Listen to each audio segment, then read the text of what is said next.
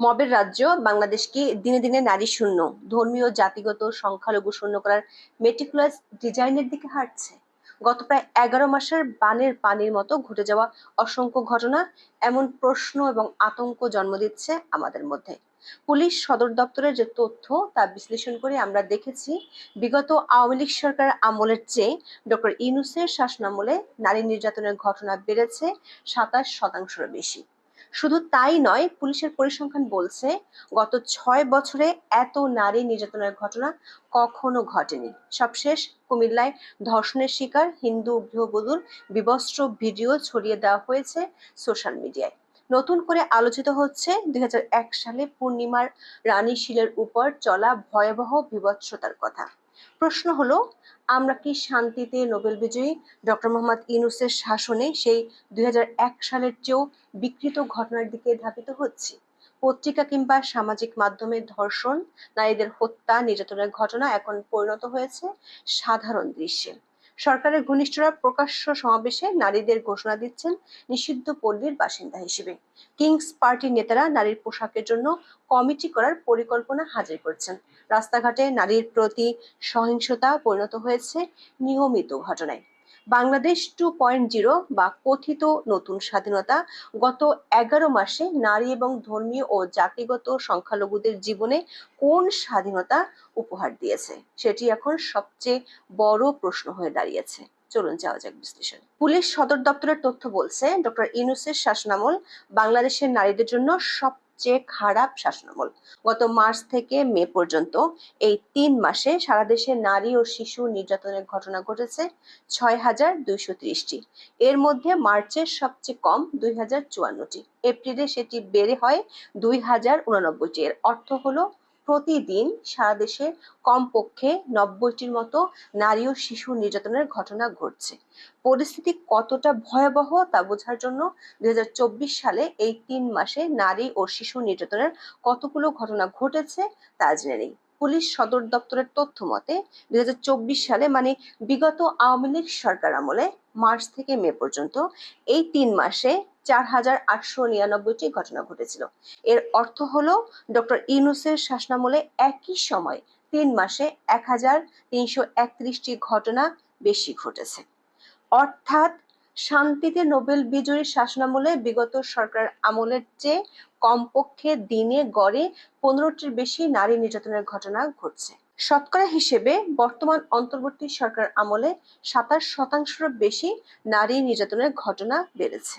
Data ভিত্তিক content site ডেটাফুলের সংবাদ বিজ্ঞপ্তিতে মে মাসের একটি পরিসংখ্যান দিয়ে জানানো হয়, এবছরের মে মাসে যেসব ঘটনার খবর প্রকাশিত হয়েছে তার 50.65%ই যৌন নিপীড়ন ও প্রাণঘাতীর ঘটনা। এর মধ্যে 98টি হত্যা আর 53টি ধর্ষণের ঘটনা ছিল। দলবদ্ধ ধর্ষণের ঘটনা ছিল 15টি।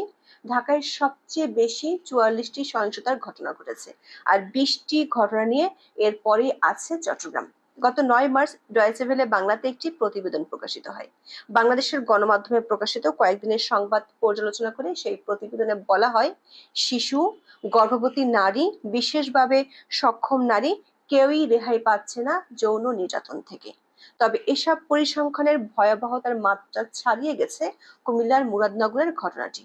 সেখানে দরজা ভেঙে ঘরে ঢুকে এক নারীকে ধর্ষণ করা হয়েছে।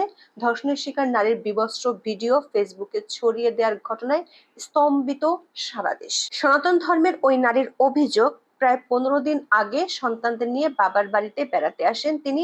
অভিযুক্ত ফজর আলী 26শে জুন রাত 10টার দিকে তার বাড়ির দরজা ভেঙে ভিতরে ঢুকে ধর্ষণ করেন। ফজর আলী বিএনপির রাজনীতিতে জড়িত বলে দাবি করেছে এলাকাবাসী। আবার ফেসবুকে ছড়িয়ে পড়া ছবিতে অতীতে তাকে স্থানীয় আওয়ামী লীগ নেতাদের সঙ্গেও দেখা গেছে। 5ই আগস্টের পর রাতারাতি দলবদল করা এমন অনেকের দাপট দেখা যাচ্ছে দেশে। এমনকি কিংস পার্টি, এনসিপির অনেকেও অতীতে জড়িত ছিলেন আওয়ামী লীগের রাজনীতির সঙ্গে।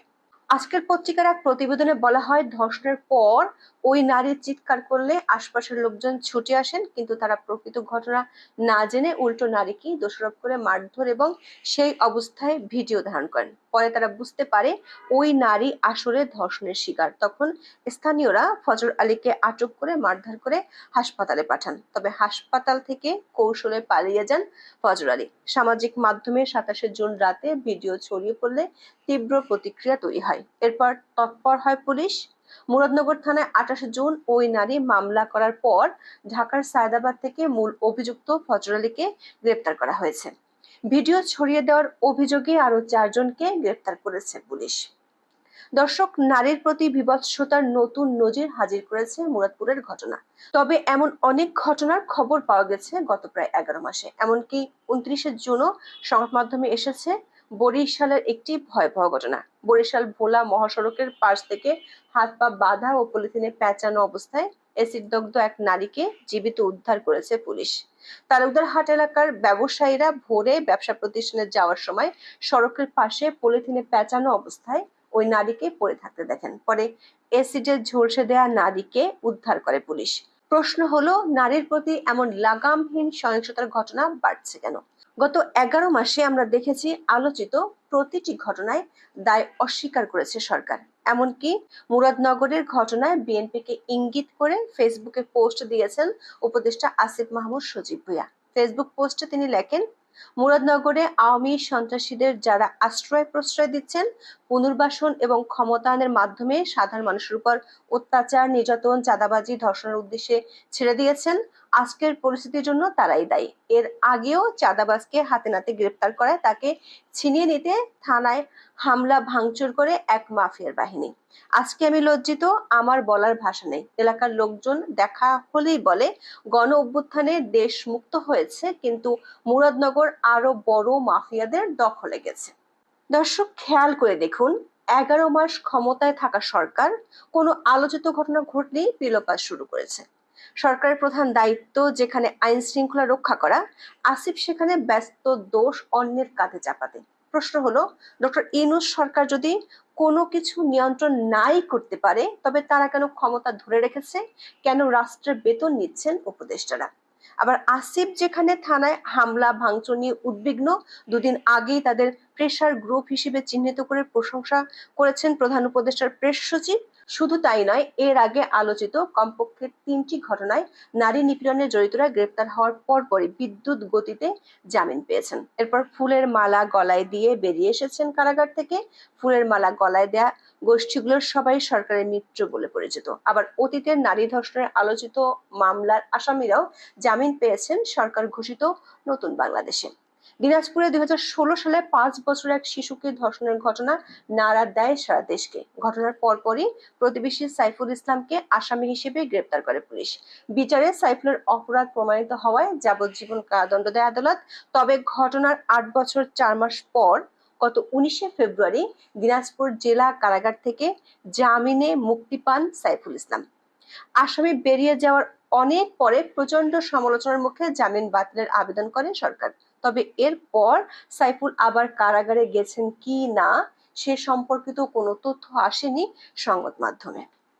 দর্শক, দেশে নারী নিপীড়নের ঘটনা এখন বলতে গেলে সাধারণ চিত্রে পরিণত হয়েছে। এমনকি বানের পানির মতো বাড়ছে ধর্ষণের ঘটনা। এমন সব জায়গায় ধর্ষণের মতো ভয়াবহ ঘটনা দেখা যাচ্ছে যা